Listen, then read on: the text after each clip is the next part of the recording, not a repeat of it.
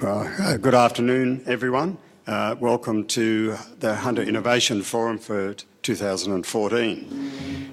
My name is John Coyle and I have the pleasure to be chair of this year's forum. Before we get underway, a couple of house rules which I'm obliged to pass on to you. In case of an emergency, you'll hear a siren or horn, and if you would then leave the building in an orderly fashion, and we shall all assemble at Christie Park, which is next door. The facilities are that way for gentlemen and that way for ladies. And I think, apart from if you'd be good enough to have your phones turned off, I think that covers that. I would like to begin by acknowledging that we're on the land of the Awabakal people and pay my respects to elders past and present and to any Aboriginal people here today. Now, you may know that the forum is an associated event of the Australian Innovation Festival, which was first held in 2002, quite a way back, and I can remember some of those. Its main objective at the time was to showcase Australian innovation achievements, both in the private sector and as well as government agencies, educational research organisations, individuals and the community. We've come a fair way since then. A lot of things have changed, and something that has changed is the name of the event. We now call it the Hunter Innovation Forum, and I'm sure you'll understand also that this event is not possible without a lot of hard work from many people, and the preparation for this event has been underway for some 6 months now. Now, the program you'll see over the next 3 days is a joint initiative of a wide group of regional stakeholders.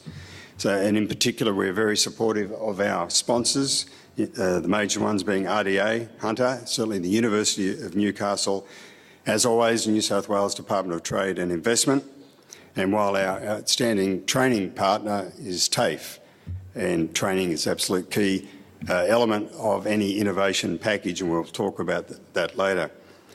We'd also like to acknowledge the great support we receive from other sponsors, Newcastle Now, Enterprise Connect, the Hunter Founders Forum and the Industry Development Centre, as well as many other supporting partners, and some of those on the screen there.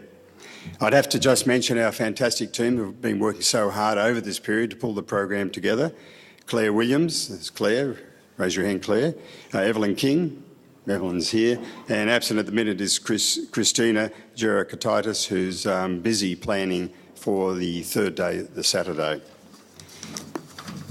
Now, welcome also to those people who happen to be watching through our webcasting. The whole program will be live, and thanks to the people here for setting this facility up. We have some outside events as well. Next week, we'll have in particular the Hunter Defence Conference. This has been going on for a number of years now. Hunter are the main sponsors of this. It's absolutely a terrific program, and it highlights the potential for driving innovation in a very high-tech defence industry, which has been building up in the Hunter now for a number of years. We have also outside events. Something's going on upstairs now, the Internet of Things Conference, which is underway upstairs as we speak. We also have a fantastic breakfast tomorrow, the BRW's most competitive companies breakfast at Surf House tomorrow morning. And we have another event, Syntectron, from Newcastle Innovation, which will take place on June 3. And I think there are brochures available for that. We also have brochures for the Defence Forum, which will be down there at the main entrance. Now, over these years, we hear a lot about innovation. I believe that it's not all that well understood and a bit confusing to some. And part of our objective today is to try and break through some of this and make it a bit clearer.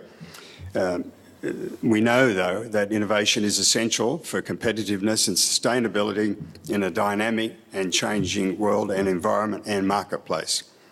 And the Hunter has no real choice but to respond to the innovation imperative.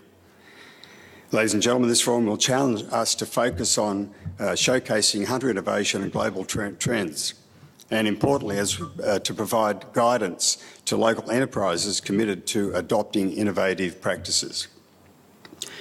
Now, in previous years, this forum has taken place at various organisations around the Hunter. This year is different.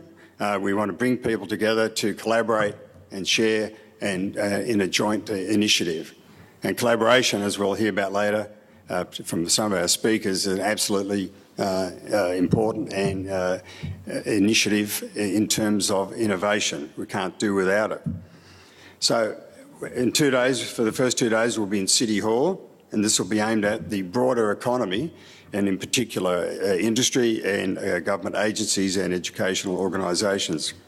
But on the third day, we'll move to the NBN studios, and there we'll try and engage and embrace with the community in a much wider scale than we have will be here. I think we need to talk briefly about what's ahead for us here in the Hunter. The economic outlook is indeed challenging. But as always, there are real opportunities out there, and we intend to identify and pursue and talk about some of those, such as tourism, education, training, medical research. These are all growth areas, and particularly with our evolving economy, we need to be focusing more on these. The manufacturing industry has faced big challenges, but the Hunter is Australia's largest regional economic area, and as such has been relying in the past on the traditional industries. That's all changing. We have survived, though, over these years. We have shown that we can be an innovative region. We have survived the loss of the steel industry, and since then we've had a decade, if you like, of great growth, sustained growth. We also met the challenge of the GFC, and we did that much better than many other regions, and in fact we didn't miss too much of a beat compared to what went on in other parts of the world.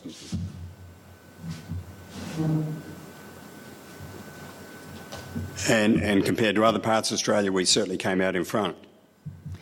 But however, the toxic mix of an overvalued Australian dollar, a decline in manufacturing, falling productivity, and we heard John Whalen on the radio this morning talking about how our productivity is now only better than about one OECD country. And we have environmental challenges, a slowdown in demand and reduction in the price of coal, combined with a mining tax, a carbon tax. And then with moving in our investment phase in mining from construction and investment to production, so inevitably the great dollars associated with the investment that went into the infrastructure of the mining industry falling away. So we're suddenly fairly exposed, and some people are doing it very hard in this region. Gone from good times to not so good times very quickly. But we're always positive, and we're always going to be looking forward. We know that coal is a cyclical commodity, and it'll come back again in different form, but it will come back. But in the rest of the community, we are facing structural changes, and there's no real sign that we've yet to find the magic potion to drive us into the next phase of significant growth. Manufacturing, as you may know, in years gone by, there are more people were employed in BHP steel than in all the manufacturing industry in the Hunter today. And the segments that are being impacted now are quite numerous, and I won't go through them, but it's not good. So, ladies and gentlemen, we need a plan B. And there can be no doubt that the adoption of a more innovative practices will help us in this mission. So over the next few days, we'll be looking at innovation possibilities in just about every industry segment you can name. So our forum will be covering such dynamics, and I'll only mention a few of these: big data, crowdsourcing and data analysis and collaboration, supply chains, cluster developments, mega trends in dysfunctional technology, disruptive innovation, creative industries, e-health, smart training, social media, knowledge nation, cultural creativity, equity crowdfunding, the innovative city, new media, new technologies, and futurists. And I think we're particularly interested in futurists if they can help us, guide us and spell out a little bit what may be ahead of us. Now, this conference goes over 3 days. There's no charge for anyone, and only with the support of our sponsors can we conduct it in that way.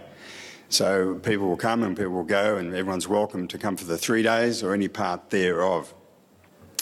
So innovation, it's got many facets, but be warned, it is contagious.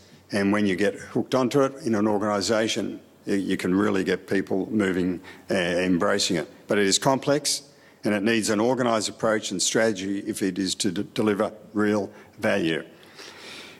We know that the hunter must become more innovative. We've done it before, and we can certainly do it again and bring the benefits of innovation to both our economy and community to create wealth and jobs for future generations. And we have some other problems out there in terms of youth unemployment, running at a third of the workforce, and we've got to do better than that, and innovation can help us there too. So, ladies and gentlemen, our first speaker today is Jenny Williams, Senior Research Fellow from the Hunter Valley Research Foundation. Jenny has authored many of the Hunter Valley research, and we know that as a fine and outstanding organisation in the Hunter, many publications, including the highly respected Hunter and Upper Economic Indicators and Wellbeing Watch. Now, Jenny is very well qualified with a number of degrees, and the one that intrigues me is a Master of Social Work from the University of Hawaii, which we might hear a little bit more about as we go. So we're going to stick very religiously to timetables. We have a little bell here, so you get about a minute warning. Thank you, John. I know John's a great believer in bells. So about a minute warning, but we are flexible to a degree, but please, if everyone can stick to the timetable, that will be fantastic. So, ladies and gentlemen, please welcome Jenny.